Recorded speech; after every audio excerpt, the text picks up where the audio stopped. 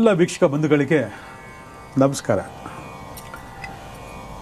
ಈ ಭೂಮಿ ಮೇಲೆ ಹುಟ್ಟತಕ್ಕಂಥ ಎಲ್ಲ ಮನುಷ್ಯರಿಗೂ ಭಗವಂತ ಒಂದು ಆಯುಸ್ಸನ್ನು ನಿರ್ಣಯ ಮಾಡಿರ್ತಾನೆ. ಇವನು ಇಷ್ಟು ವರ್ಷ, ಇವಳು ಇಷ್ಟು ವರ್ಷ ಬದುಕಬೇಕು ಅಂತೇಳಿ. ಯಾಕೆ ಬದುಕಬೇಕು ಅಂತಕ್ಕಂಥದ್ದು ಆಮೇಲೆ ವಿಚಾರ, ಆದರೆ ಬದುಕಬೇಕು ಅಂತಕ್ಕಂಥದ್ದೇ ಭಾಳ ಮುಖ್ಯ ವಿಚಾರ. ಎಷ್ಟು ವರ್ಷ ಆಯುಸ್ ಇಟ್ಕೊಂಡು ಇವರು ಬದುಕಬೇಕು ಅಂತಕ್ಕಂಥದ್ದು.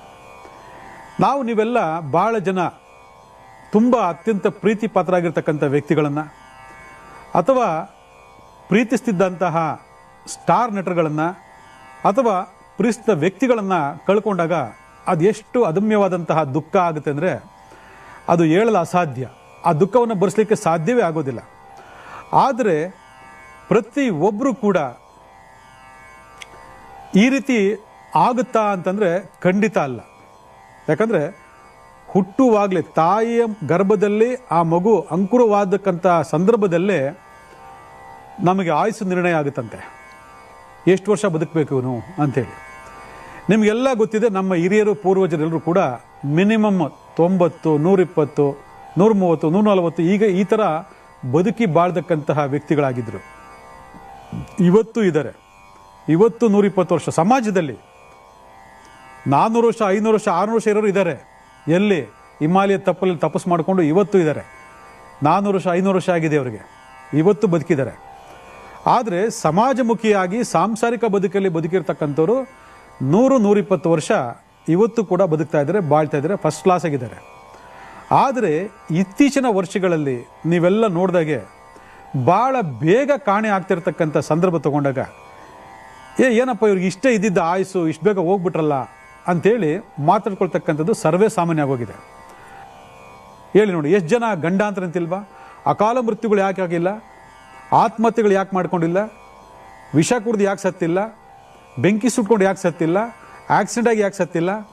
ಅವರಿಗೆಲ್ಲ ಆಯುಸ್ ತೀರೋಗಿ ಸತ್ತೋಗಿದ್ದಾರಾ? ಖಂಡಿತ ಇಲ್ಲ.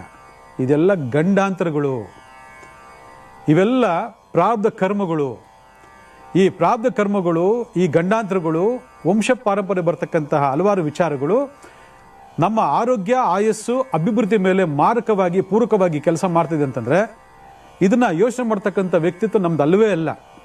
ನಮ್ಮಲ್ಲಿ ಏನಂದರೆ ಹುಟ್ಬಿಟ್ಟಿದ್ದೀವಿ, ಬೆಳೆದು ಬಿಡ್ತೀವಿ ಅಷ್ಟೇ. ಆದರೆ ಪ್ರತಿ ಒಬ್ಬನೂ ಕೂಡ ಭಗವಂತ ಹುಟ್ಟಬೇಕಂದ್ರೆ ಎಕ್ಸ್ಪೈರಿ ಡೇಟ್ ಅಂತ ಬರೆದಿರ್ತಾನೆ. ನಿಮಗೆಲ್ಲ ಗೊತ್ತಿಲ್ಲ, ನಮ್ಮ ಶಾಸ್ತ್ರದಲ್ಲಿ ಯಾರಿಗೂ ನಾವು ಆಯುಸ್ ಹೇಳೋಂಗಿಲ್ಲ. ಇಷ್ಟು ವರ್ಷ ಆಯುಸ್ ಇಷ್ಟು ಹುಟ್ಟಿರುತ್ತೆ ಅಂತ ಹೇಳೋಂಗಿಲ್ಲ. ಗಂಡಾಂತರ ಅಂತ ಹೇಳ್ಬೋದು, ನೀವು ಹೋಗ್ಬಿಡ್ತೀವಿ ಅಂತ ಹೇಳೋಂಗಿಲ್ಲ. ನಾವು ಯಾರಿಗೂ ಹೇಳೋದಿಲ್ಲ. ನಾವು ಮುನ್ನೆಚ್ಚರಿಕೆ ಕೊಡ್ತೀವಿ, ನೋಡಿ ಹಿಂಗಾಗಿದೆ, ಹಿಂಗಾಗ್ಬೋದು ಅಂತ ಹೇಳ್ತೀವಿ. ಆ ಪರ್ಟಿಕ್ಯುಲರ್ ಟೈಮಲ್ಲಿ ಎಷ್ಟೋ ಜನ ಎಸ್ಕೇಪ್ ಆಗಿದ್ದಾರೆ, ಕೆಲವರು ಎಸ್ಕೇಪ್ ಆಗಿಲ್ಲ. ಕೆಲವರು ನಂಬ್ತಾರೆ, ಕೆಲವರು ನಂಬಿಲ್ಲ. ಇವ್ರ ಆಯುಸ್ ಇವ್ರಿಗೆ ಗೊತ್ತಿಲ್ಲ, ನಮಗೇನು ಹೇಳ್ತಾರೆ ಅಂತ ಹೇಳ್ತಾರೆ. ವಿಚಾರವಂತರು, ವಿಚಾರ ಗೊತ್ತಿರ್ತಕ್ಕಂಥವ್ರಿಗೆ ಮೊದಲೇ ಗೊತ್ತಿರ್ತದೆ, ನಿರ್ಣಯ ಮಾಡ್ಬೋದು ಅವನು.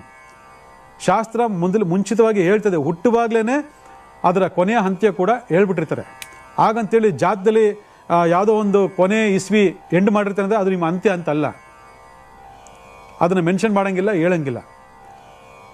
ಆದರೆ ಇಲ್ಲಿ ಒಬ್ಬ ಮನುಷ್ಯನಿಗೆ ಒಂದು ಆಯುಸ್ಸು ಅಂತ ಭಗವಂತ ಕೊಟ್ಟಾದ್ಮೇಲೆ ಗಂಡಾಂತರಗಳನ್ನ ಅಥವಾ ಆ ಸಂಯೋಚಿತವಾದಂತಹ ತೊಂದರೆಗಳನ್ನು, ಸಮಸ್ಯೆಗಳನ್ನು ಬಗೆಹರಿಸ್ಕೊಂಡು ಎಸ್ಕೇಪ್ ಆಗ್ತಕ್ಕಂಥದ್ದು ಒಂದೆಡೆ ಆಯಿತು ಅಂದರೆ, ನಾವು ನಿರ್ದಿಷ್ಟವಾಗಿ ಮಾನಸಿಕವಾಗೋ ದೈಹಿಕವಾಗೋ ಕೆಲವೊಂದು ನಡವಳಿಕೆಗಳನ್ನು ತಿದ್ದುಕೊಂಡಿಲ್ಲ ಅಂತಂದಾಗ ದಿನ ದಿನ ದಿನ ದಿನ ನಮ್ಮ ಆಯುಸ್ಸು ಕಮ್ಮಿ ಆಗ್ತಾ ಹೋಗುತ್ತೆ ವೀಕ್ಷಕರೇ. ಹಾಗಂದಾಗ ನಿಮ್ಮ ಮನಸ್ಸಲ್ಲಿ ಒಂದು ಪ್ರಶ್ನೆ ಹೇಳ್ಬೋದು, ನಾನು ಜರ್ದ ಆಗ್ತೀನಿ, ಬೀಡ ಆಗ್ತೀನಿ, ಎಣ್ಣೆ ಹೊಡಿತೀನಿ, ಡ್ರಗ್ಸ್ ತಗೊಳ್ತೀನಿ, ಮಾಡಬಾರ್ದು ಅಚಾಚರಗಳನ್ನ ಮಾಡ್ತಾ ಇದ್ದೀನಿ, ಅದಕ್ಕೆ ನನಗೆ ದೇವ್ರು ಕರ್ಕೊಂಡ್ಬರ್ತಾನೇನೋ, ಅನಾರೋಗ್ಯ ಕೆಟ್ಟ ಬಂದು ಅಂತ ಅನ್ಕೋಬೋದು. ಅದಲ್ಲ, ಅದು ಅಲ್ಲವೇ ಅಲ್ಲ. ಅದು ಮನಸ್ಸಿಗೆ ತೆಗೆದಾಕ್ಬಿಟ್ಟು ಅದು ಸಬ್ಜೆಕ್ಟ್ ಅಲ್ಲ ನಮಗದು, ಆಯಿತಾ? ಆ ಲೆಕ್ಕ ಪ್ರಕಾರ ತೊಗೊಳಕ್ಕೆ ಹೋದರೆ ದಿನ 20 ಗಂಟೆ ಕುಡಿಯೋರು ಇವತ್ತು ಗಟ್ಮುಟ್ಟ ಬೊಂಬಟಾಗಿದ್ದಾರೆ, 70 ವರ್ಷ 80 ವರ್ಷ, ಬನ್ನಿ ತೋರಿಸ್ತೀನಿ, ಆಯಿತಾ? ದಿನ ಪಾನ್ ಪರಾಗು ಎಲ್ಲಡಿಕೆ ಹಾಕಿ ಉಗಿಯೋರು ಇವತ್ತು ಕೂಡ ಸಿಕ್ಕಾಪಟ್ಟೆ ಸ್ಟ್ರಾಂಗ್ ಇದ್ದಾರೆ, ಏನು ಅಲ್ಲಾಡಲ್ಲ ಅವರು, ಅಷ್ಟು ಚೆನ್ನಾಗಿದ್ದಾರೆ, ಬನ್ನಿ ತೋರಿಸ್ತೀನಿ. ಕುಡಿಯೋರೆಲ್ಲ, ಬೀಡ ಹಾಕೋರೆಲ್ಲ, ಜರ್ದ ತಗೊಳ್ಳೋರು, ಡ್ರಗ್ಸ್ ತಗೊಳ್ಳೋರೆಲ್ಲ ಸತ್ತೋಗ್ಬಿಟ್ಟಿದೆ ಪ್ರಪಂಚದಲ್ಲಿ. ದಿನ ಒಂದು 1,000 ಜನ, 1,00,000 ಜನ ಸಾಯ್ಬೇಕಾಗಿತ್ತು. ಯಾಕಂದರೆ ಅಷ್ಟು ಜನ ಡ್ರಗ್ಸ್ ತೊಗೊತಾರೆ ಇವತ್ತು. ಆ ಕಾಲ ಬರಬೇಕು. ಯಾವ ಕಾಲ? ಗಂಡಾಂತರಗಳ ಕಾಲ ಬರಬೇಕು, ಆಯಿತಾ? ಆ ಸಮಸ್ಯೆಗಳು ಬರ್ತಕ್ಕಂತಹ ಒಂದು ಆ ದಶಾ ಕಾಲ ಬರಬೇಕು. ಇದಕ್ಕೆ ನಾವು ಕಾಲದೋಷ ಅಂತ ನಾವು ಕರಿತೀವಿ. ಕಾಲದೋಷ ಬರಬೇಕು. ಇದು ನಾವು ಹೇಳ್ತಕ್ಕ ಸಬ್ಜೆಕ್ಟ್ ಇದು ಯಾವುದು ಅಲ್ಲ, ತಲೆ ತೆಗೆದುಬಿಡಿ. ಒಂದೊಂದು ಆಯುಸ್ಸನ್ನು ತೀರ್ಮಾನ ಮಾಡ್ತಕ್ಕಂಥದ್ದು ನಮ್ಮ ಲಗ್ನ ಅನ್ನೋದನ್ನ ಫಸ್ಟ್ ಅರ್ಥ ಮಾಡ್ಕೊಳ್ಳಿ. ನಾವು ಭಾಳಷ್ಟು ಕಾರ್ಯ ಹೇಳ್ತೀವಿ ನೋಡಿ, ಇಂಥ ಲಗ್ನ ನಿಮ್ಮದು, ಮೇಷರಾಶಿಯಿಂದ ಮೀನ ಲಗ್ನ ತನಕ 12 ಲಗ್ನಗಳಿದೆ ಪ್ರತಿಯೊಬ್ಬ ಮನುಷ್ಯನು ಕೂಡ.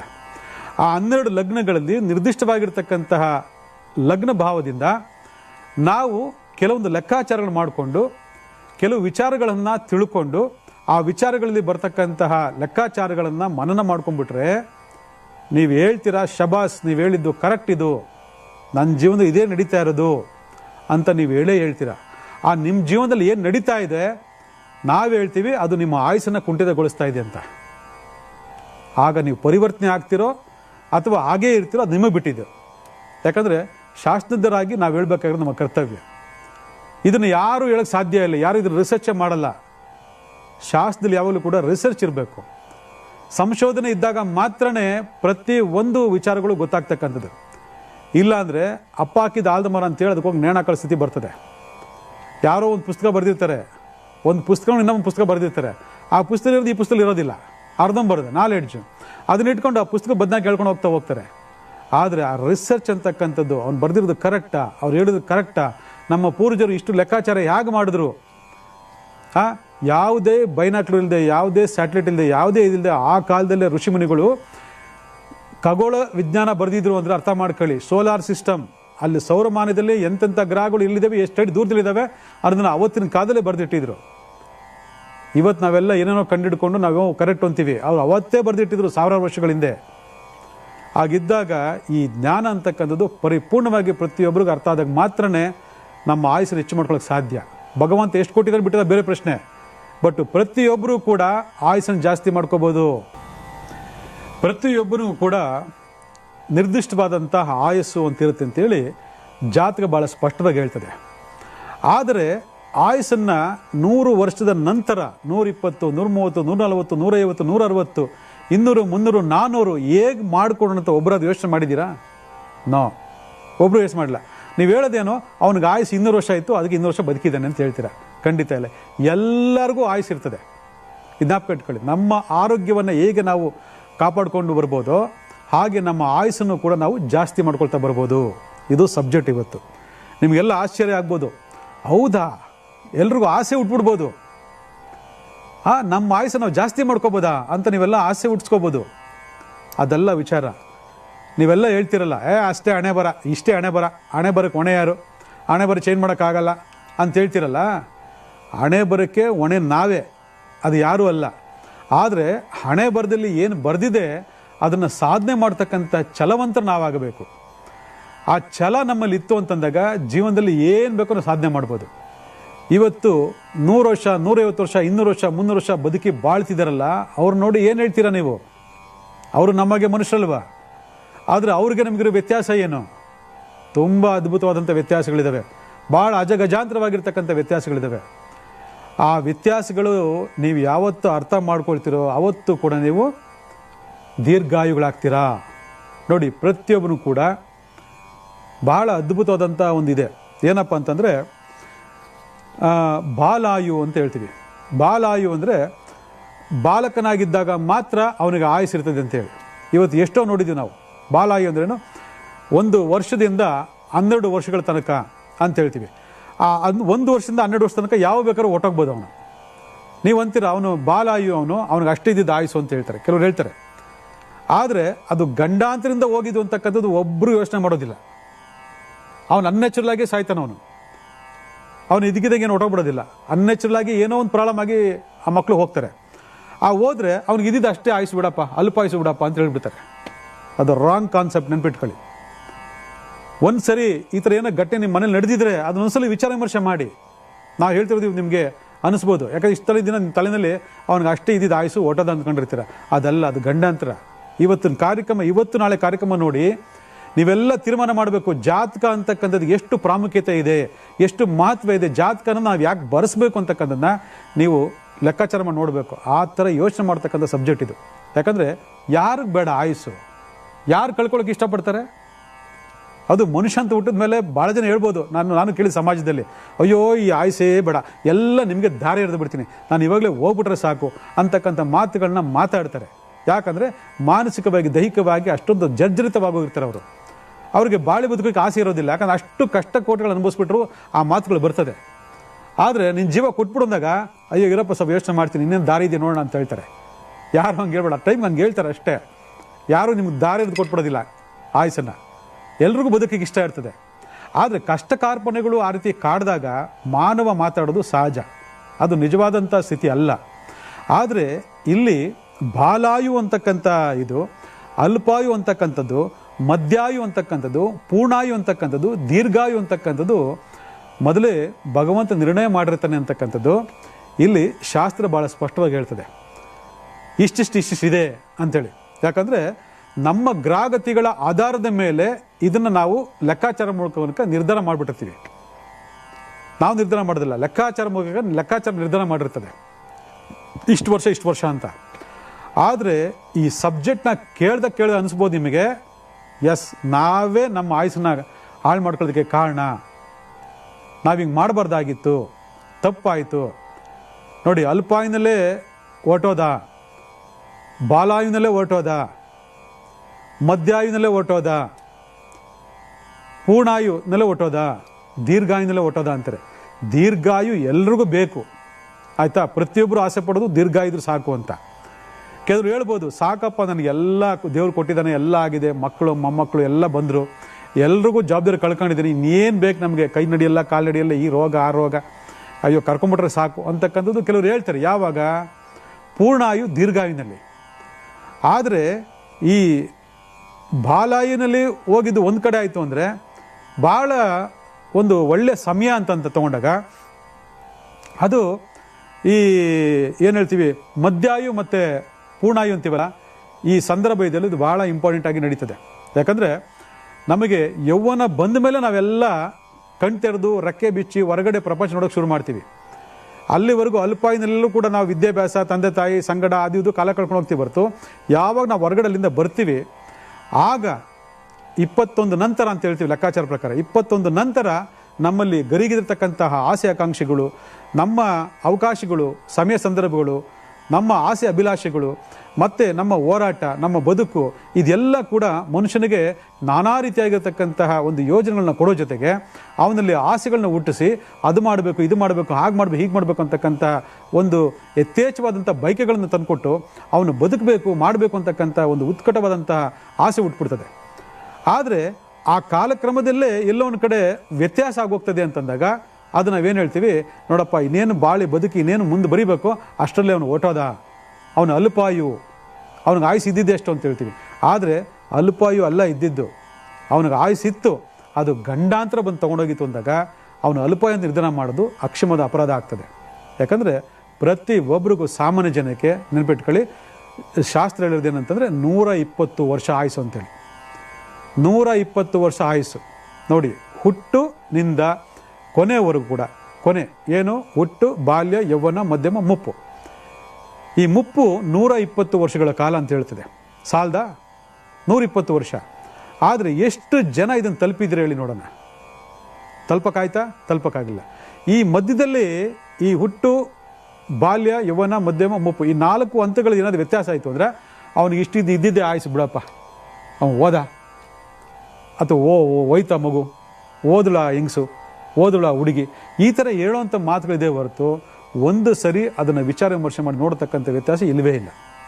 ಇವತ್ತು ನಮಗೆ ಅಲ್ಪಾಯು ಇದೆಯಾ, ಬಾಲಾಯು ಇದೆಯಾ, ಅಥವಾ ಮಧ್ಯಾಯು ಇದೆಯಾ, ಪೂರ್ಣಾಯು ಇದೆಯಾ, ದೀರ್ಘಾಯು ಇದೆಯಾ ಅಂತಕ್ಕಂಥ ತಿಳ್ಕೊಳ್ಬೇಕು. ಹೇಗೆ ತಿಳ್ಕೊಬೇಕು? ಪಾಮಿಸ್ಟ್ರಿ, ಹಸ್ತರೇಖೆ ಅಂತ ಹೇಳ್ತೀವಿ. ನೋಡ್ಕೊಳ್ಳಿ, ನಿಮ್ಮ ಬಲಗೈ ಎಡಗೈ ನೋಡ್ಕೊಳ್ಳಿ. ಎಡಗೈ ಬಲಗೈ ಅವೆಲ್ಲ ವ್ಯತ್ಯಾಸ ಏನಿಲ್ಲ, ಎರಡೂ ಕೈನಲ್ಲಿ ನಮಗೆ ಪೂರ್ಣ ಸಿಗುತ್ತೆ. ಯಾವುದು? ಈ ಭಾಗ ಅಂದರೆ ಶುಕ್ರ ಭಾಗ ಅಂತ ಹೇಳ್ತೀವಿ. ಶುಕ್ರರೇಖೆ, ಶುಕ್ರರೇಖೆಗಳಿರ್ತಕ್ಕಂಥ ಈ ಭಾಗವನ್ನು ಶುಕ್ರ ಅಂತ ಹೇಳ್ತೀವಿ. ಶುಕ್ರಗಳಿರ್ತಕ್ಕಂಥ ಈ ಭಾಗ ಅಂದರೆ ತೋರು ಬೆರಳು ಮತ್ತು ಶುಕ್ರ ಬೆರಳಿನ ಮಧ್ಯ ಭಾಗದಿಂದ ಬರ್ತಕ್ಕಂಥ ಒಂದು ಲೈನು ನಿಮಗೆ ಇಲ್ಲಿ ನಾಡಿವರೆಗೂ ಬರಬೇಕದು. ಕಂಕಣ ರೇಖೆ ಅಂತ ಹೇಳ್ತೀವಿ.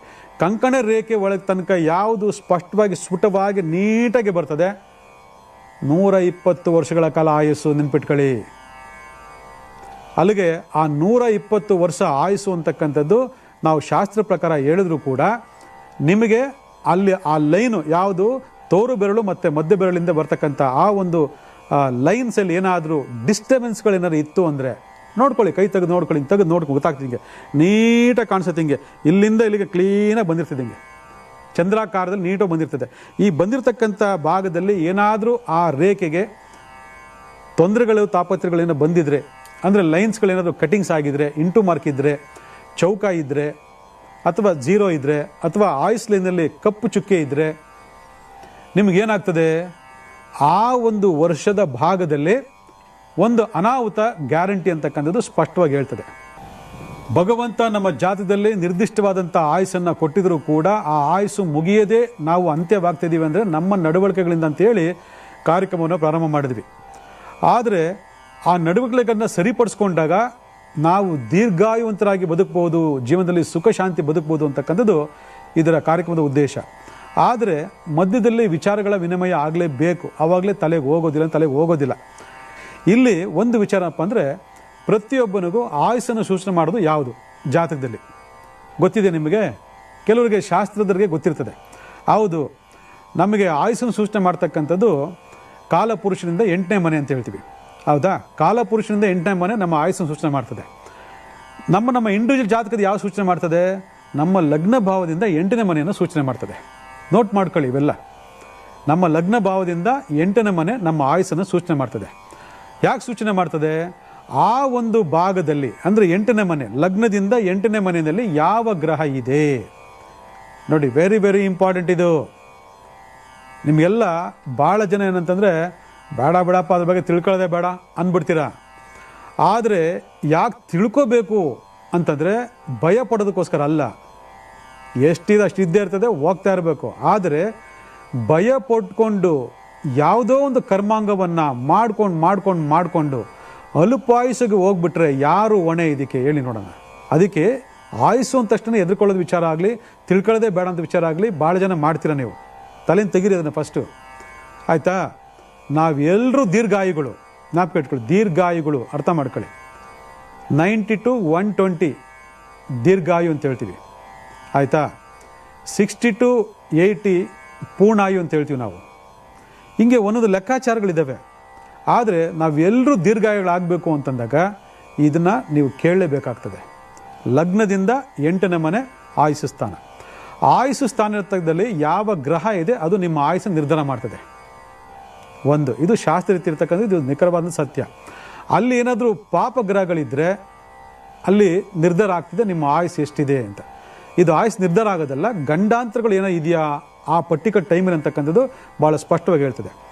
ಭಾಳ ಜನ 8ನೇ ಮನೆಯಲ್ಲಿ ಶನಿ ಇದ್ದೇನೆ ಅಂತ ಹೇಳ್ತಾರೆ.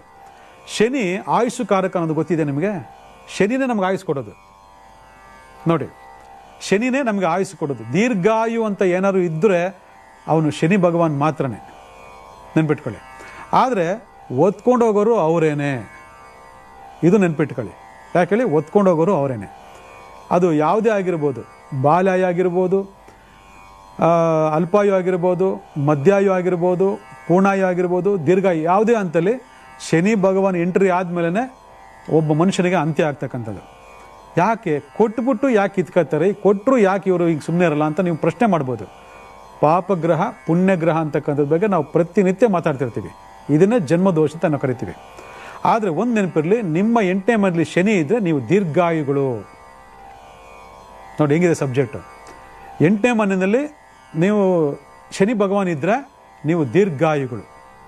ಆದರೆ ನಡವಳಿಕೆಗಳಲ್ಲಿ ಬದಲಾವಣೆಗಳಾಗಬೇಕು. ನೋಡಿ, ನಾನಾಗ್ಲಿಂದ ಮೊದಲಿಂದ ಹೇಳ್ತಾ ಇದ್ದೀನಿ, ನನ್ನ ಕಾರ್ಯಕ್ರಮ ಮೊದಲನೇ ಭಾಗದಿಂದ, ನಮ್ಮ ನಡವಳಿಕೆಯಿಂದ ನಮಗೆ ಕೊಟ್ಟಿರ್ತಕ್ಕಂಥ ಆಯುಸ್ಸನ್ನು ನಾವು ಕುಂಠಿತಗೊಳಿಸ್ಕೊಳ್ತಾ ಇದ್ದೀವಿ ಅಂತ. ಅದನ್ನು ನಾಳೆ ನೋಡ್ಬೋದು ನೀವು. ಯಾಕಂದರೆ ವಿಚಾರ ತಿಳ್ಕೊಂಡಾಗ ಮಾತ್ರನೇ ನೀವು ಅಲ್ಲಿಗೆ ರೀಚ್ ಆಗ್ತಕ್ಕಂಥದ್ದು, ಆ ಭಾಗವನ್ನು ಕೆದಕ್ತಕ್ಕಂಥದ್ದು. ಆ ಭಾಗ ಕೆದಕ್ತಿಲ್ಲ ಅಂತಂದಾಗ ನಿಮಗೇನಾಗುತ್ತೆ, ವ್ಯತ್ಯಾಸಗಳು ಗೊತ್ತಾಗ್ಬಿಡ್ತದೆ. ಇದು ಒಂದು. ಅಲ್ಲಿಗೆ ಲಗ್ನದಿಂದ 8ನೇ ಮನೆ ಆಯುಸ್ಸನ್ನು ಸೂಚನೆ ಮಾಡ್ತಕ್ಕಂಥ ಭಾಗ ಆಗಿದ್ದರೆ ಇದಕ್ಕೆ ಇನ್ನೊಂದು ಇಂಡಿಕೇಶನ್ ಇದೆ. ಇದನ್ನು ಅರ್ಥ ಮಾಡ್ಕೋಬೇಕು ಪ್ರತಿಯೊಬ್ಬರು ಕೂಡ. 8ನೇ ಮನೆ ಎಲ್ಲಿ ಸೂಚನೆ ಮಾಡ್ತಿದೆ, ಆ 8ನೇ ಮನೆಗೆ ಇನ್ನೊಂದು 8ನೇ ಮನೆಯನ್ನು ನಾವು ಕ್ಯಾಲ್ಕುಲೇಷನ್ ತೊಗೊಳ್ತೀವಿ. ಆ ಒಂದು ಭಾಗ ಯಾವುದಿದೆ ಅನ್ನೋದೇ ನಮ್ಮ ನಡವಳಿಕೆಗಳನ್ನು ಸೂಚನೆ ಮಾಡ್ತದೆ. ಬರ್ಕೊಳ್ಳಿ, ಇದನ್ನೆಲ್ಲ ಕ್ಲೀನಾಗಿ ಬರ್ಕೊಳ್ಳಿ, ಯಾರು ಹೇಳ್ಕೊಡಲ್ಲ ಇದನ್ನೆಲ್ಲ ಡೀಪಾಗೆ. ಆಯಿತಾ, ಗೊತ್ತೂ ಇಲ್ಲ, ಸುಮ್ಮನೆ ಆ ರಾಶಿ ಎಲ್ಲೈತಿ, ಈ ರಾಶಿ ಇಲ್ಲೈತಿ, ಈ ನಕ್ಷತ್ರ ಇಲ್ಲೈತಿ ಅಂತ ಕತೆ ಹೊಡಿತಾರೆ. ಲಗ್ನದಿಂದ 8ನೇ ಮನೆ ಆಯುಸ್ಸುಕಾರಕ, 8ನೇ ಮನೆಯಿಂದ ಮತ್ತೆ 8ನೇ ಮನೆ ನಿಮ್ಮ ನಿಜವಾದ ಆಯುಸ್ಸನ್ನು ತೀರ್ಮಾನ ಮಾಡ್ತಕ್ಕಂಥ ಮನೆ. ಬರೆದಿಟ್ಕೊಳ್ಳಿ ಇದನ್ನು.